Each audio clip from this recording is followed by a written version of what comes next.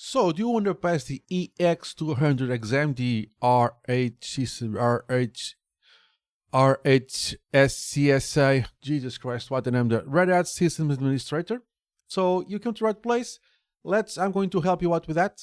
Let's do a test exam, a sample exam with all the questions that you may encounter, and I'm going to show you how to sort them. But before that, let me just show you some details about the exam itself, okay, before we jump into the things. So this is going to be a series of videos, and each video is going to be a different question / task, and I'm going, in the end, I'm going to make a full compilation of a bigger video with all the tasks. So I'm going to release this one video by task, one task by video, and in the end, when everything's compiled, I'm going to make a big video with all the exam questions and all the exercises sorted and resolved for you guys. So you can watch this in the whole big video in the end when everything's uploaded and everything it's recorded, or as a single individual video.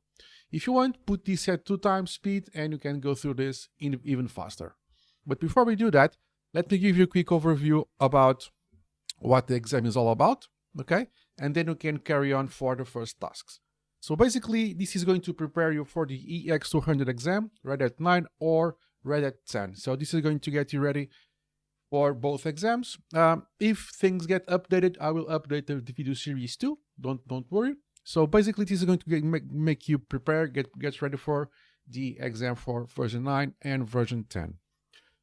I highly recommend you watch my video series before you do this, which is the RH124 and RH134. I have a complete playlist about that on my channel. Go and check it out, and you can get prepared for that.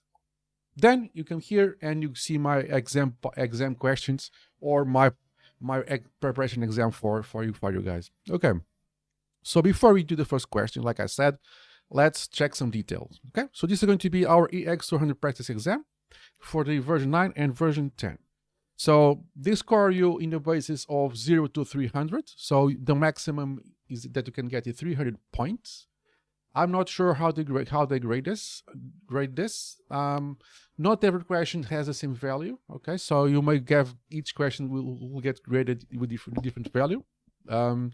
And my last video of the series is going to be more details about how can you execute the exam, the environments, and how can you schedule it, etc.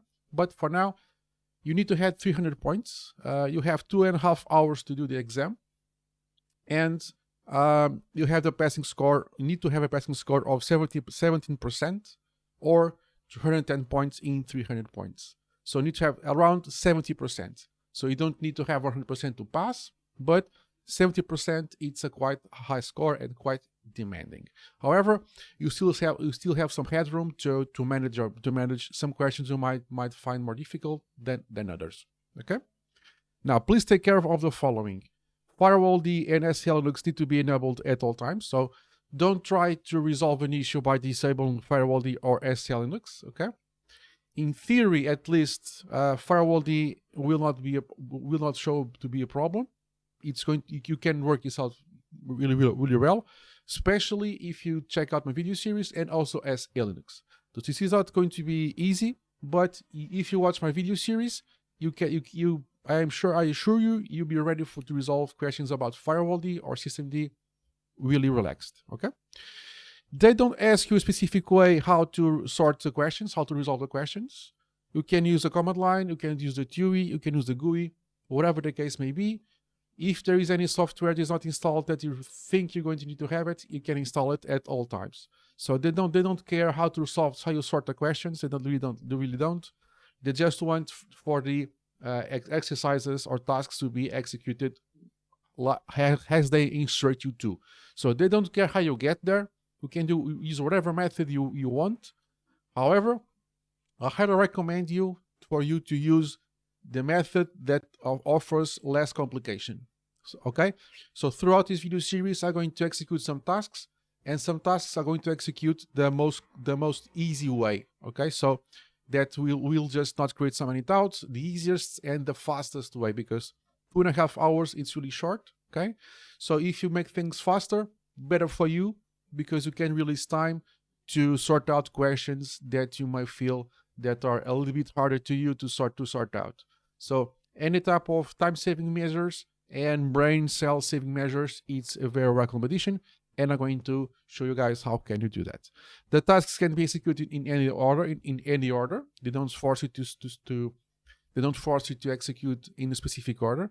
You can do all the order you want, but some tasks actually have an order that is more logical. For example, if you need to install some packages, you need to configure the repo first.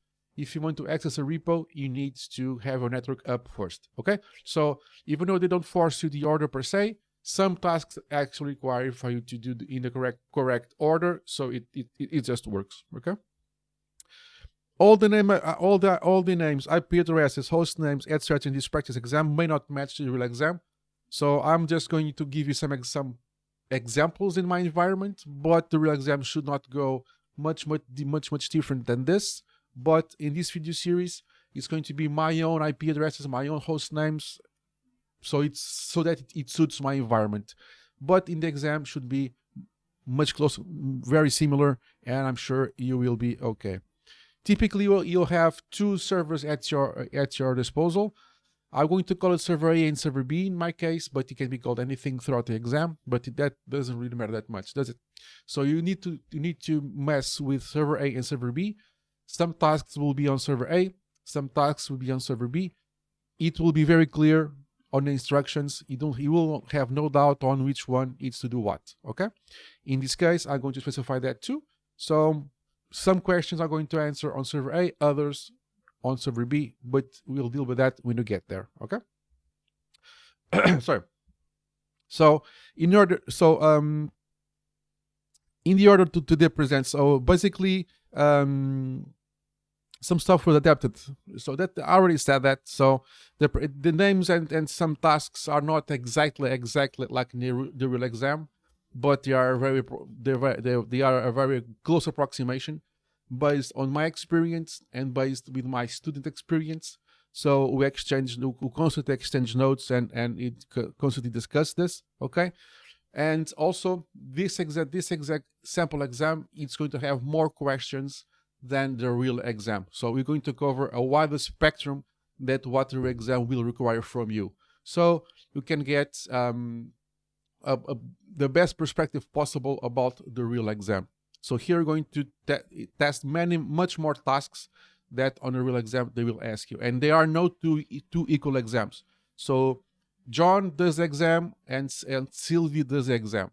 Okay, they may end up answering different tasks. There is a there is a kind of core task list that everybody answers, but there are discrepancies between different people, different exams, but you get the most of it right here in this exam video series. Okay, so this is just a quick overview about what to expect throughout these videos. Again, I'm going to make one video per task and one big video in the end with all the tasks. This is what you're going to expect. So like, subscribe and comment, it really helps. And let's then carry on for task number 1. I see you there.